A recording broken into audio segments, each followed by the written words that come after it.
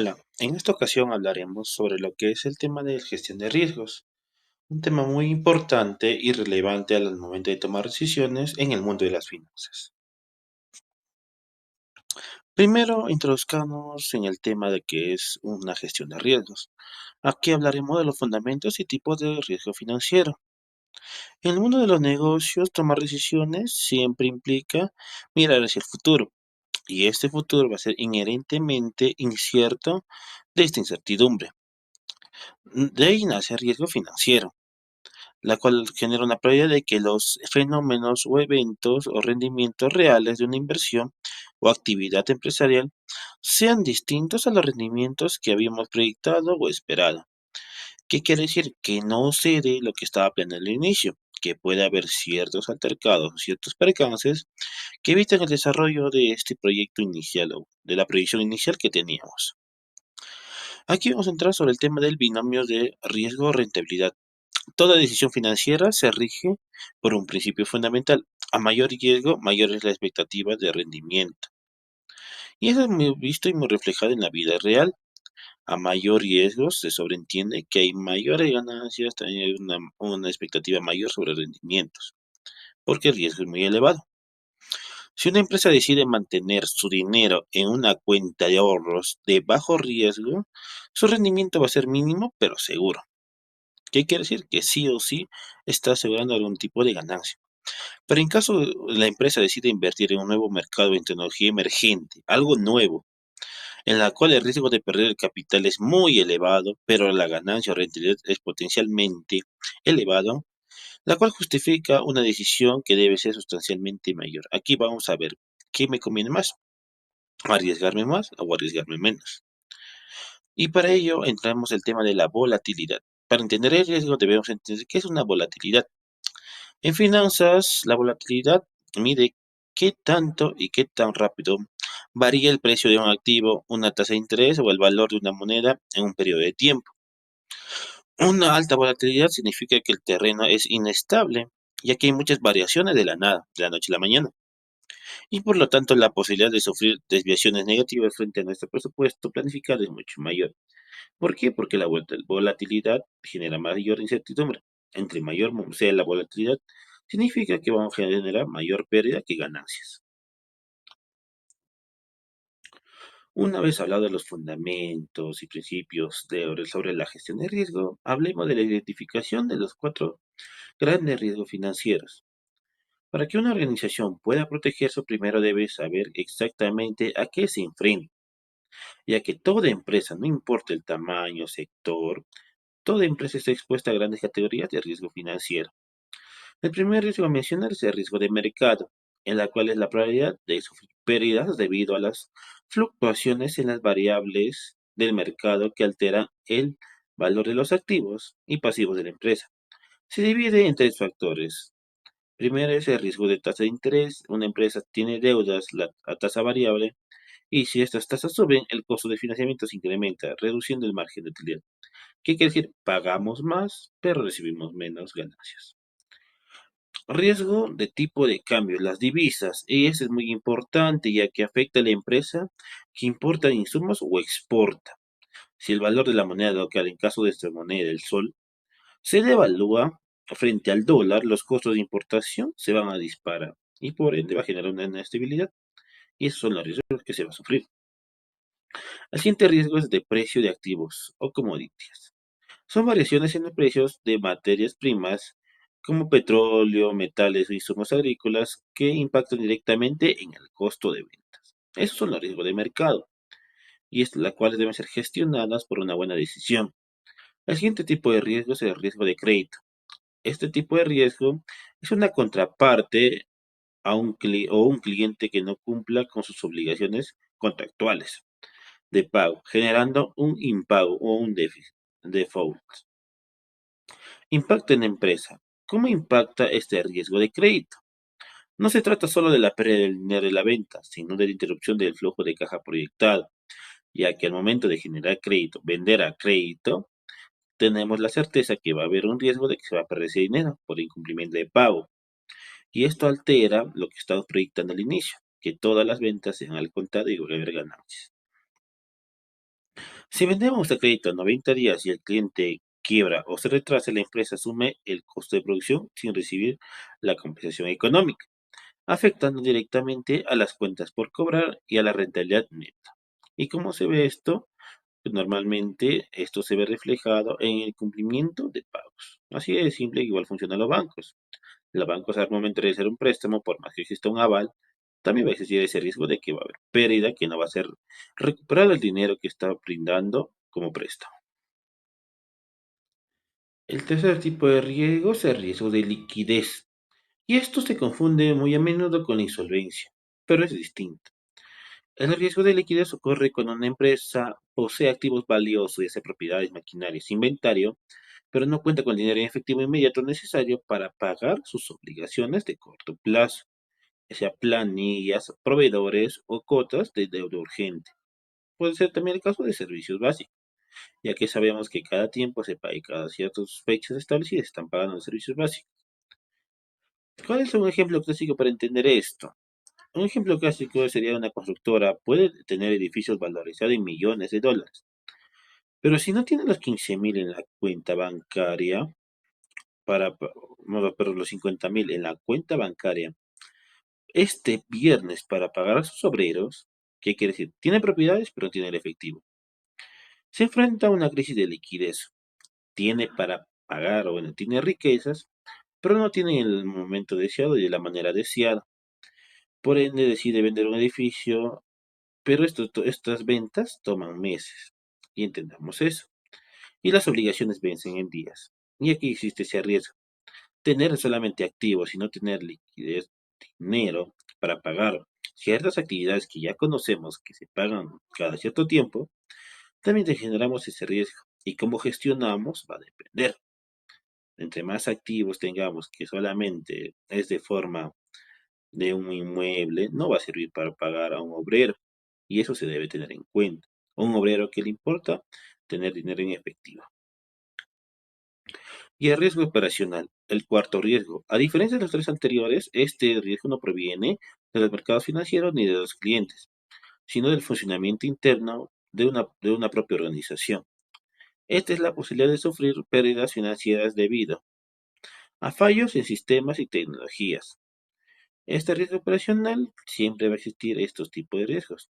Que el sistema está mal logrado, que falta asesoría, por falta de asesoría malograron algún tipo de sistema.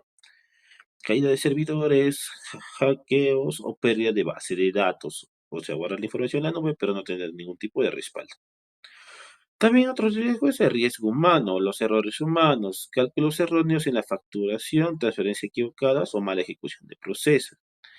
Por ende, el ser humano también suele fallar y genera también ese riesgo operacional. Los fraudes o robos, tanto internos como externos. Internos hacemos referencia a los empleados, llevarse las mercaderías, el inventario, malversar fondos, etc. Pequeñas actividades que generan pérdidas y también, por ende, el riesgo operacional. Y los eventos externos, desastres naturales o fallos de infraestructura que paralizan la presión. En caso de, por ejemplo, el cambio de estaciones, ciertos productos también van a sufrir ese riesgo. Que por el cambio climático, el fenómeno del niño, etcétera, ciertas prendas que normalmente se fabricaban para verano o invierno van a sufrir ciertas modificaciones por estos cambios geográficos y geológicos. Muy bien, una vez tenido un pequeño panorama de este tema, a continuación se presentará un poco más el desarrollo de este tema. Y sigamos con la exposición. Hasta ahora hemos identificado los riesgos financieros a los que se enfrenta la organización, pero en finanzas saber que un riesgo existe no es suficiente. Tenemos que cuantificarlos. Si no medimos el impacto en dinero real, no podemos priorizar ni tomar decisiones objetivas, el cual de eso se trata esta fase, la cual es el análisis cuantitativo y priorización financiera. ¿Qué es el análisis cuantitativo? El análisis cuantitativo consiste en utilizar herramientas estadísticas y matemáticas para traducir la incertidumbre en números concretos. Nos ayuda a responder preguntas cruciales como ¿cuánto dinero podríamos perder? ¿Qué tan probable es que ocurra? ¿Cuál de todos los riesgos es el más peligroso? Básicamente convierte las suposiciones en datos duros. La herramienta de sensibilidad. Para entenderlo mejor, veamos una de nuestras herramientas clave, la cual es el análisis de sensibilidad. Esta técnica consiste en cambiar una variable financiera y observar el impacto en los resultados. Por ejemplo, si importamos maquinaria de Estados Unidos con un tipo de cambio actual de 3.70, un análisis de sensibilidad nos permite simular qué pasa si el dólar sube a 4.07, un incremento del 10%. De inmediato vemos cómo suben los costos, disminuye la utilidad y se afecta la rentabilidad. Esto nos permite prepararnos y tomar coberturas antes de que el dólar suba.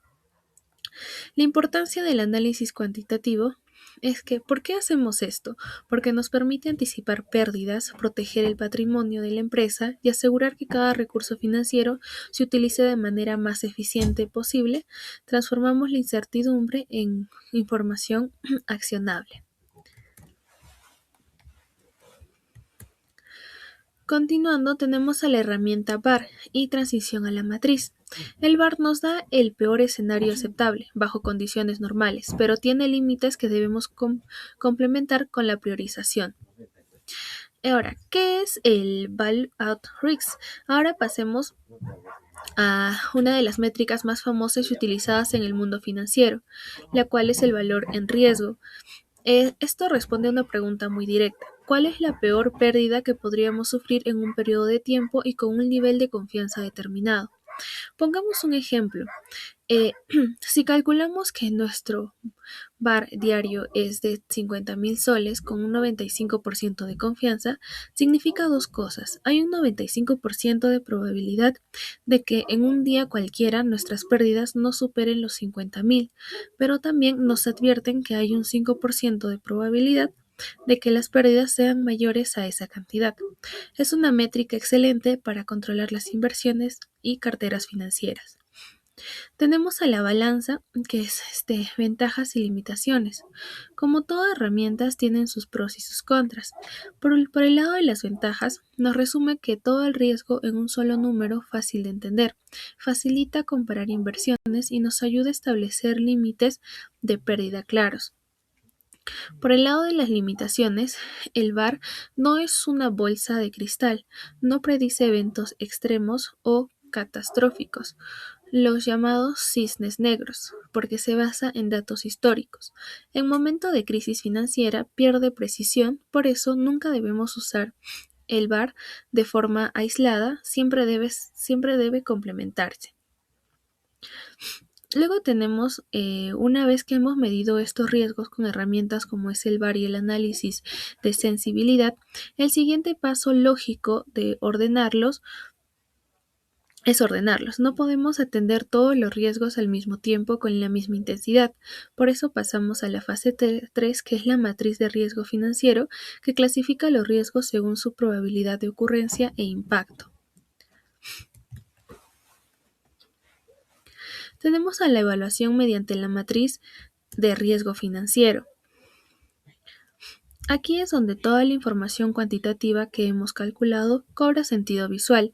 Para construir nuestra matriz de riesgo cruzamos dos ejes fundamentales, que es la probabilidad y el impacto. Tenemos a la probabilidad, que nos dice qué tan viable es que el evento ocurra. Lo medimos en una escala sencilla de 5 niveles que va desde muy baja hasta muy alta. Luego tenemos el impacto. El impacto mide el daño económico directo en caso de que el riesgo se materialice. Por ejemplo, definimos un impacto bajo si la pérdida es menor a $10.000, el medio si está entre $10.000 y $100.000 y alto si supera el $1.000.000. A mayor impacto financiero, evidentemente mayor será la prioridad del riesgo.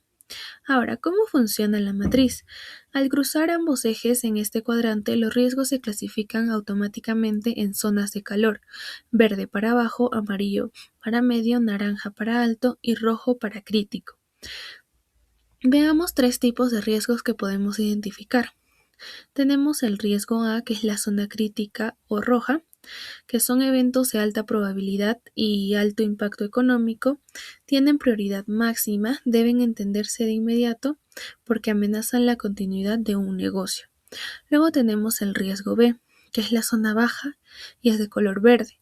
Tienen baja probabilidad y bajo impacto. Es una prioridad baja, la cual solo requieren un monitoreo periódico para vigilar que no cambien de categoría sin necesidad de gastar muchos recursos en ellos. Luego tenemos al riesgo C, que es una zona alta de color naranja, baja probabilidad pero muy alto impacto. Estos son muy interesantes, ocurren muy pocas veces, como un terremoto o un ciberataque masivo a los servidores del banco. Pero si ocurren las pérdidas serían monumentales, requieren planes de contingencia y controles robustos establecidos. En conclusión, con esta matriz, la gerencia no tiene que adivinar dónde invertir en seguridad o coberturas, el cual nos da un mapa de calor clarísimo para mitigar los riesgos de forma inteligente, protegiendo la rentabilidad de la empresa. Ahora continuaremos con la fase 4, que corresponde a las respuestas al riesgo financiero. Una vez que una empresa ha identificado y analizado los riesgos que pueden afectar sus recursos financieros, el siguiente paso es decidir cómo va a responder frente a esos riesgos.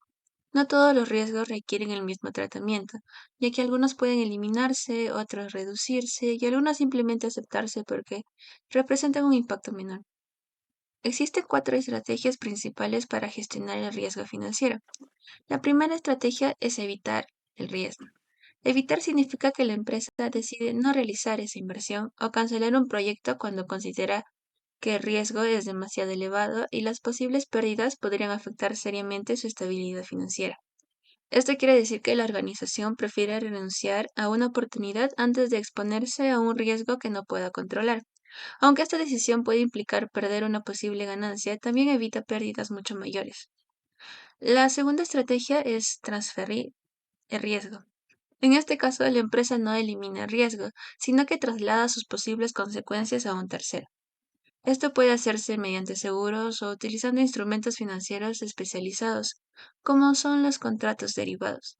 De esta manera, si ocurre un evento desfavorable, el impacto económico será asumido parcial o totalmente por otra entidad. La tercera estrategia es mitigar el riesgo. Mitigar consiste en reducir la probabilidad de que ocurra un riesgo o disminuir el impacto que tendría si llegara a presentarse. Para lograrlo, las empresas implementan diferentes medidas, como diversificar sus inversiones, fortalecer los controles internos, mejorar los procesos financieros o establecer políticas de gestión de riesgos. Esta es una de las estrategias más utilizadas porque permite continuar con las operaciones mientras se mantiene el riesgo bajo control. El último La última estrategia es aceptar el riesgo. Esta alternativa se utiliza cuando el riesgo es relativamente bajo o cuando el costo de eliminarlo resulta mayor que las posibles pérdidas. En este caso, la empresa reconoce que el riesgo existe y decide asumirlo como parte de sus operaciones normales, incorporándolo dentro de su planificación financiera y su presupuesto. Elegir la respuesta adecuada dependerá del nivel de riesgo identificado y de la capacidad económica de la empresa y de los objetivos que ésta busca alcanzar. Después de definir la estrategia para responder al riesgo, tenemos al monitor e instrumentos de cobertura y monitoreo continuo. Estas herramientas son conocidas como instrumentos de cobertura, porque buscan disminuir las pérdidas ocasionadas por variaciones en los precios, tasas de interés o tipos de cambio. El primer instrumento son los forwards. Los forwards son contratos privados entre dos partes para comprar o vender un activo a un precio previamente acordado, pero cuya entrega se realizará en una fecha futura. Esto permite que ambas partes conozcan desde hoy cuál será el precio, evitando la incertidumbre que podrían generar las fluctuaciones del mercado. El segundo instrumento son las opciones. Estas funcionan de manera diferente porque le otorgan al comprador el derecho, pero no la obligación de comprar o vender un activo a un precio determinado. Esto brinda mayor flexibilidad, ya que si las condiciones de mercado no son favorables, la empresa puede decidir no ejercer ese derecho y limitar sus pérdidas. El tercer instrumento son los futuros. A diferencia de los forwards, los contratos de futuros son estandarizados y se negocian en mercados organizados o bolsas especializadas. Gracias a ello ofrecen mayor seguridad, transparencia y regulación. siendo ampliamente utilizados para protegerse frente a cambios en los precios de diferentes activos. Por último, tenemos los swaps. Los swaps son acuerdos mediante los cuales dos partes intercambian flujos de efectivo o tasas de interés durante un periodo determinado. Estas son muy utilizados cuando las empresas desean reducir el impacto de variaciones en las tasas de interés o mejorar las condiciones de su financiamiento. En conjunto, estos instrumentos permiten que las organizaciones reduzcan la incertidumbre financiera y puedan planificar con mayor seguridad sus operaciones futuras. Eh, Después de definir la estrategia para responder al riesgo, pasamos a la fase 5, que es el monitoreo continuo. La gestión de riesgo financiero no termina después de aplicar una estrategia o utilizar instrumentos de cobertura. Es necesario realizar un monitoreo continuo, porque el entorno económico cambia constantemente debido a factores como son la inflación, las tasas de interés, el tipo de cambio, las crisis económicas o las políticas gubernamentales. Por ello, la empresa debe efectuar una auditoría y un seguimiento permanente para identificar cualquier cambio que pueda generar nuevos riesgos y tomar decisiones oportunas. Este monitoreo es responsabilidad principalmente de los comités de riesgo y del área financiera, quienes cumplen funciones muy importantes. En primer lugar, deben supervisar diariamente los mercados financieros, ya que los precios y las condiciones económicas pueden variar en cualquier momento.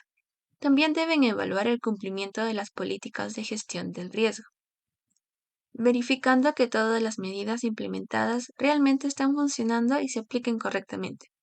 Otra función consiste en actualizar las estrategias cuando cambien las condiciones económicas. Una estrategia que fue adecuada hace algunos meses podría dejar de ser efectiva si aparecen nuevos riesgos o cambia el comportamiento del mercado. Finalmente, los responsables deben informar a la alta dirección sobre los principales riesgos identificados, su evolución y las acciones que se están tomando para controlarlos. Y esto permite que la gerencia pueda tomar decisiones basadas en información actualizada y confiable.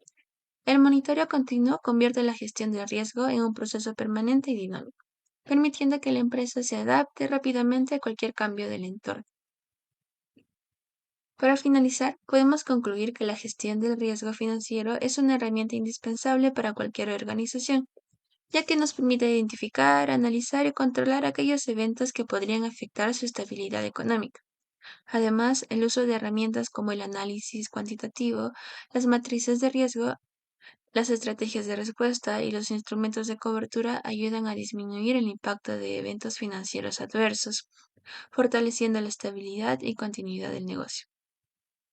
Eh, Después de toda esta información, es importante destacar que gestionar el riesgo no significa eliminarlo completamente, porque eso sería prácticamente imposible. Lo realmente importante es administrarlo de manera eficiente, buscando siempre un equilibrio entre el riesgo y la rentabilidad. Cuando una empresa aplica correctamente todas estas fases, no solo protege sus recursos financieros, sino que también mejora la calidad de sus decisiones, incrementa la confianza de inversionistas y clientes y fortalece su crecimiento sostenible en el largo plazo. Eso sería todo por este video. Muchas gracias por su atención.